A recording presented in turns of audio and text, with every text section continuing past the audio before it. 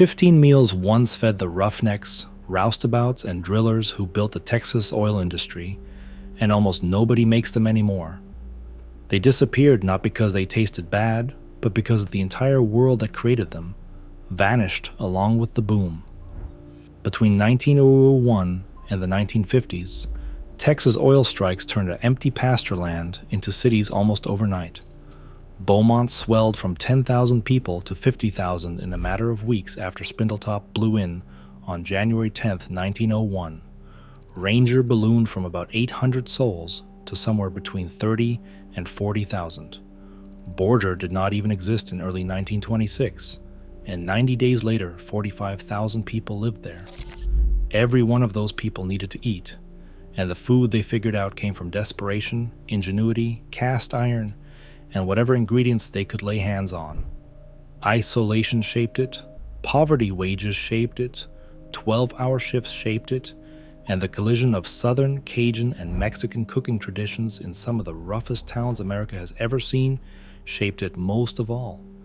Your grandparents might have eaten some of these dishes, and your great-grandparents almost certainly did, but the chances of finding any of them on a table today sit right around zero. And that story starts at the very beginning, with the meal that defined the chaos of a Texas oil boom. Meal 1. Boomtown bean soup. When Spindletop erupted and Beaumont's population jumped fivefold, no infrastructure existed to feed anyone. Restaurants hadn't opened yet, grocers weren't stocked for that kind of crowd, and thousands upon thousands of hungry men kept pouring in by the trainload. Entrepreneurs responded the only way they could. They built fires under 6-foot diameter vats, filled them with water and dried pinto beans, and charged oil field workers 15 cents a cup for what they generously called soup. That detail comes from Boyce House, the journalist who covered multiple Texas booms firsthand. 15 cents bought you a cup of beans and water, sometimes flavored with a bit of salt pork, often just beans and nothing else. Men lined up for it because nothing else existed to eat. That same scene repeated itself at Ranger in 1917, at Borger in 1926, and at Kilgore in 1930, and once proper cafes opened their doors in each town, nobody ever stood over a vat of bean soup again. Meal 2. Son of a gun stew. That name, by the way, is the polite version. Roughnecks called it something much saltier, and Gourmet magazine pointed out in 1942 that men only used the cleaned-up name when ladies were present. Camp cooks assembled this stew from the internal organs of a freshly slaughtered, unweaned calf, which meant heart, liver, tongue, sweetbreads, brain, and one ingredient that made the whole dish unique, the marrow gut. That's a tube running between two of the calf's stomachs, filled with a marrow-like substance that's only digestible while the calf still nurses from its mother. Everything got cut into small pieces, dropped into a cast-iron Dutch oven, and simmered for 2 to 4 hours, with the brains and sweetbreads going in during the last half hour. Cornbread came alongside. Many early oilfield workers had been cowboys and ranchers before the booms drew them in, and they carried this chuck wagon staple directly into the drilling camps. Whenever a beef animal got slaughtered to feed a crew, every last part of that animal ended up in the pot. But here's the thing, you cannot make this stew today even if you want to, because the marrow gut from an unweaned calf is impossible to source commercially, and the whole tradition of nose-to-tail butchering that supported this dish has largely disappeared. Meal 3. Fried salt pork with cream gravy. Oil field workers called it sow belly. Salt-cured pork belly, sliced thin, soaked in cold water to pull out some of the salt, dried off, and fried crisp in a cast iron skillet. The pan drippings became the base for white cream gravy, just flour stirred into the hot fat, and then milk or water added until it thickened up. Biscuits or cornbread went with it. Salt pork anchored oil field cooking for one reason, above everything else. It kept indefinitely without refrigeration. Before electricity reached remote drilling sites, that quality mattered more than taste, more than variety, more than anything. A slab of salt pork and a sack of flour could sustain a crew for days. Once refrigeration brought fresh pork and bacon within reach, nobody had any reason to eat so belly again, and even the word itself dropped out of everyday language. Before going any further, we need to talk about the man who kept all of this running, the camp cook. Everyone called him Cookie, a name borrowed from the Spanish word cocinero, and his authority ranked second only to the driller or foreman. Legend held that he enforced that authority with the broad end of a cast iron skillet when he needed to. When the Hamill brothers arrived at Spindletop in October 1900, one of their very first acts involved hiring a cook, which made the camp cook one of the earliest specialized roles in oil field operations. And that cook's most prized possession, the thing he guarded with his life, turned out to be his sourdough starter. A sourdough starter is a living wild yeast culture kept alive by the regular feeding with flour and water.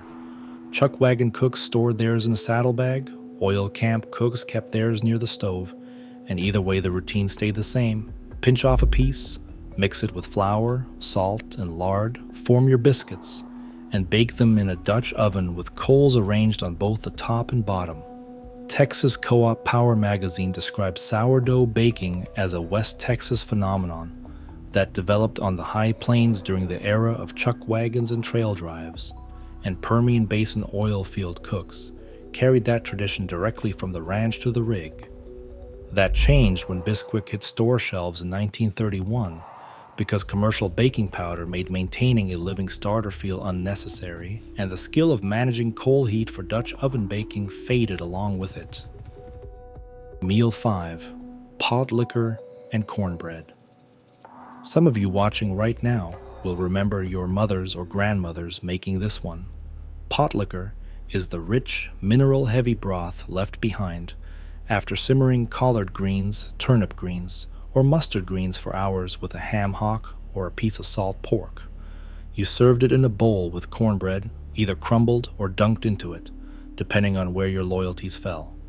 And that question of crumbling versus dunking actually sparked a national debate in 1931, when an Atlanta newspaper editor named Julian Harris and Louisiana Governor Huey Long argued publicly over the correct method. People described the entire South as being thrown into a tizzy over it. The reason oil workers ate Potlikker came down to cost and nutrition. The broth concentrated vitamins and minerals from the greens, and many East Texas oil workers came from southern farming backgrounds where this already counted as daily fare. During the Depression, which lined up almost exactly with the East Texas oil boom of 1930 to 1936, Potlikker ranked among the most affordable meals a family could put on the table. Country doctors even prescribed it as medicine. Once oil workers gained prosperity and could afford better, Potlikker picked up a stigma as poverty food, and the long cooking times didn't help its cause either. Quietly, it just faded away. Meal 6. Hoe cakes and corn dodgers. 3 ingredients went into a hoe cake: cornmeal, boiling water, and salt. You mix them together, form patties, and fry them in bacon grease in a cast iron skillet. Making them smaller and denser and shaping them by hand turned them into corn dodgers, and baking the same mixture instead of frying it produced corn pone. East Texas had deep corn culture roots, and Texas Highways magazine documented the full family tree. Corn showed up as corn pone, hoe cakes, corn muffins, scratch cakes, spoon bread, corn dodgers, Johnny cakes, hominy bread, and hush puppies, all of which the magazine called brothers and sisters in the cornbread family. For oil workers who could barely afford to eat, these represented the cheapest possible bread. But once wheat flour became widely available at low prices, biscuits and eventually sliced bread pushed cornmeal breads aside. Hoe cakes became one more piece of poverty food that people felt happy to leave behind as their fortunes improved. Meal 7. Spotted pup. The name alone deserves an explanation. Spotted pup was a simple dessert assembled entirely from shelf-stable pantry ingredients, meaning rice, raisins, sugar or molasses, canned milk or water, cinnamon, and nutmeg. No eggs required, no fresh milk needed. You combined everything in a cast iron Dutch oven and let it simmer over the fire for 30 to 60 minutes, and the standard for doneness held that a spoon should stick straight up in the finished pudding, just like the tail of a pup. The raisins scattered through the rice looked like spots on a cattle dog, which gave the dish its name. A warm, sweet dessert for men doing back-breaking labor, put together from supplies available at any Boomtown general store. As soon as Boomtowns matured into real towns and fresh ingredients became available, this make-do pudding seemed primitive, and people stopped bothering with it. Meal 8. Vinegar pie. People also call this a desperation pie, and that name tells you everything you need to know. When lemons and fresh fruit either cost too much or simply couldn't be found in a remote boomtown, cooks reached for vinegar instead. White vinegar or apple cider vinegar got mixed with sugar, flour, butter, eggs when available, water, and nutmeg, then poured into a pie crust and baked. The recipe dates back to the 1850s, but it surged in popularity during the Depression, which landed right on top of the East Texas oil boom years. Workers' wives and boarding house cooks who couldn't afford lemons turned to vinegar, and the tangy sweet result mimicked lemon pie surprisingly well. A Houston area family called the Pruitts has passed down Grandma Pruitt's vinegar pie for generations, baked in a cast iron skillet straight from the heart of Texas oil country. But once refrigerated transport put fresh fruit pies within reach of ordinary people, most families preferred to forget they'd ever been desperate enough to bake a pie out of vinegar. Meal 9. Dutch oven-dried fruit. Cobbler. Dried peaches, apricots, or apples got topped with biscuit dough and baked inside a cast-iron Dutch oven set directly on hot coals, with more coals heaped onto the lid. This was the only method available for baking dessert in an oil field camp that lacked a proper oven. The real skill had nothing to do with the recipe itself and everything to do with managing the coals. Too many coals on the bottom burned the crust, too few on top left the biscuit dough boiling raw, and getting it right came down to experience and instinct. An old saying captured how much it mattered. If a cook didn't possess the skill necessary to prepare tasty, hearty meals, top hands wouldn't even consider working for such an outfit. Chuck wagon cook-off competitions in Pecos, Texas, right in the heart of Permian Basin oil country, still demonstrate this exact technique today. But as a daily practice on working oil rigs, the art of coal-managed baking disappeared the moment modern ovens showed up. Meal 10. Mulligan stew. Some camps called it slumgullion, which might be the best food word in the English language. The original meaning of that term referred to the watery refuse mixed with blood and oil that drains from whale blubber, which started as whaling vocabulary, crossed over into mining camps, and eventually landed in the oil fields. Mark Twain used the word in Roughing It back in 1872. As an actual meal, Mulligan stew amounted to throwing everything available into one pot: beef or pork scraps, potatoes, carrots, tiamwoods, onions, turnips, cabbage, canned tomatoes, barley, whatever the cook could scrape together, all simmered for hours in a single vessel. Many early oil workers drifted from boom to boom as itinerant laborers, and in towns where ingredients ran scarce and prices surged, wasting food meant going hungry. Camp cooks tossed every last scrap into the pot and called it dinner. Once oil field culture professionalized and boomtowns grew into actual towns with reliable supply chains, that one-pot survival approach gave way to structured meals, and Mulligan stew became a memory. Meal 11. Vienna. Sausages and crackers. Some of you watching right now are smiling because you have eaten this yourself. Canned Vienna sausages, or Viennies, as oil field workers pronounce them, pulled straight from the can and eaten on saltine crackers. A pocket knife popped the can open right there at the job site. Canned sardines in mustard sauce, potted meat, or pork and beans from a tin often came along for the ride, and a cold Coca-Cola or Knee-High orange soda washed it all down. No refrigeration needed, no cooking required, and the whole meal fit inside a tin lunch pail, cheap, packed with calories, shelf-stable, and fast enough to eat during a 30-minute break on a drilling rig. Armor and Libs dominated the brands. This one hasn't been forgotten so much as it has evolved. You can still find Vienna sausages in hunting camps and on fishing trips. What has vanished is the reality of a man eating this 5 or 6 days a week because no other option existed. Modern oil field camps provide full catering now, a world apart from a pocket knife and a can of Viennese on a wooden bench. Meal 12. Cajun rice and gravy. This is where the story takes a turn that most Texas food histories completely overlook. When Spindletop blew in during 1901, the boom attracted more than just Texan. Workers crossed the Louisiana border in large numbers, and their cooking came with them. Cajun rice and gravy starts with a tough cut of beef or pork browned hard in a cast iron Dutch oven, then simmered for hours with the Cajun holy trinity of onions, celery, and bell pepper, along with garlic and seasoning. By the time the meat turns fork tender, it has produced a thick, dark gravy that gets ladled over steamed white rice. The Texas Almanac documented how the 1901 discovery of oil at Spindletop Hill near Beaumont started attracting the Louisiana oil field workers to the area, noting that they naturally brought their culinary traditions with them. Texaco and Gulf oil refineries in Port Arthur acted as magnets for Cajun workers, and today as many as 375,000 Cajuns call Texas home, most of them concentrated in the Golden Triangle of Beaumont, Port Arthur, and Orange. More than 30% of Orange's population traces French Cajun ancestry. Rice and gravy itself survives in southeast Texas plate lunch houses. What has faded from popular memory is the oil field labor camp connection, the very reason this food ended up in Texas at all. Meal 13. Red beans and rice. Same migration, different pot.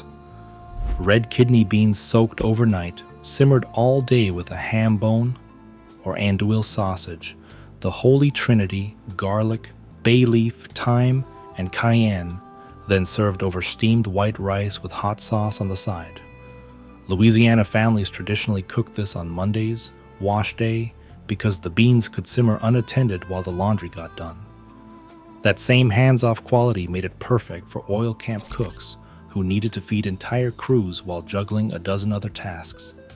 A pot went on the fire in the morning and produced dinner for 30 men by evening. Port Arthur's deep Cajun roots run back more than a century to the first oil booms, and the Texas legislature officially designated the city as the Cajun capital of Texas in 2023. And here's a detail worth holding on to. Clifton Chenier, the king of Zydeco music, moved to Port Arthur in 1946 to work at the Gulf Oil Refinery. The first frottoir, that corrugated metal washboard vest that defines the sound of Zydeco, got built for him by a fellow refinery worker and Cajun welder named Willie Landry. Cajun culture and oil field life didn't just overlap, they were the same community. Meal 14. Tamales.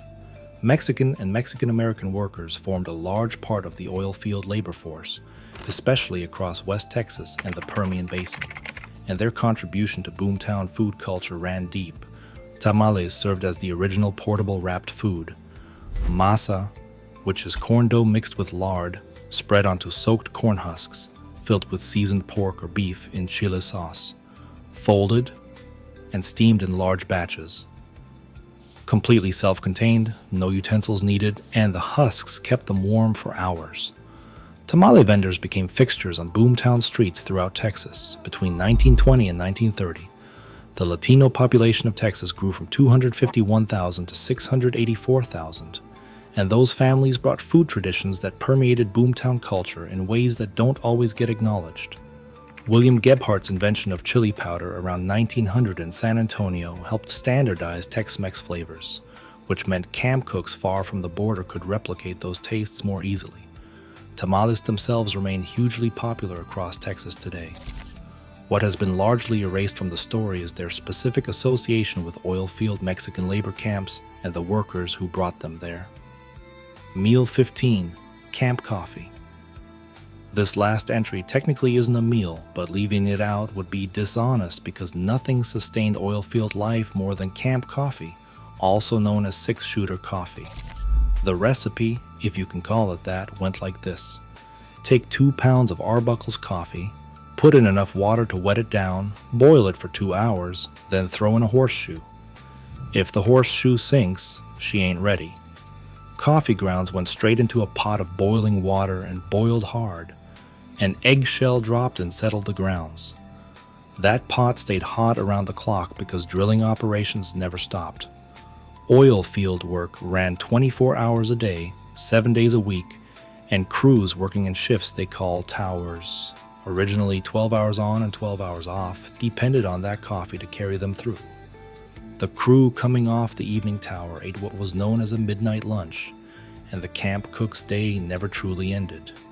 Modern oil field workers drink the same Folgers and Keurig pods as everyone else. Coal black, horseshoe-sinking camp coffee brewed over an open fire is gone for good. 3 forces combined to erase oil field food from the record. Nobody documented it while it was happening. The men eating it were too consumed with surviving to write anything down, and food writers of that era didn't consider roughneck fare worth recording. Bobby Weaver, the author of Oilfield Trash, Life and Labor in the Oil Patch, became one of the few people to later capture the reality of it. His description of boarding house dining paints a vivid picture. Meals served on long plank tables, with customers seated on benches, flies everywhere, hordes of mosquitoes bombarding the hungry oil field hands as they ate in the noisy company of fellow workers clad in oil-stained work clothes. 200 men sat in those rooms at a time. The food itself came out of deprivation, which meant people wanted to leave it behind as soon as they could. Vinegar pie existed because lemons cost too much. Hoe cakes existed because wheat cost too much.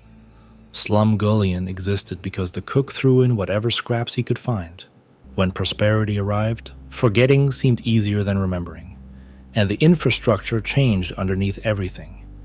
Company camps with proper mess halls replaced open campfires. Boomtowns matured into cities with real restaurants, and refrigerated trucks combined with rural electricity to eliminate the need for shelf-stable survival cooking. By the 1960s, the oil field food culture, none of these 15 meals qualified as fancy. Most of them barely cleared the line between eating and going hungry. But they fueled the men who drilled the wells and built the rigs and turned Texas into what it became. In Beaumont, where it all started, water sold for 5 cents a cup while oil dropped to 3 cents a barrel. The men who lived through that deserve to have their food remembered. If your family holds onto a recipe that came out of the Texas oil fields, something your grandmother fixed, something from a boarding house or a drilling camp, put it in the comments below. This history is fading fast, and the people who lived it won't be around forever to share it. Subscribe to Forgotten American Memories, and I'll see you in the next one.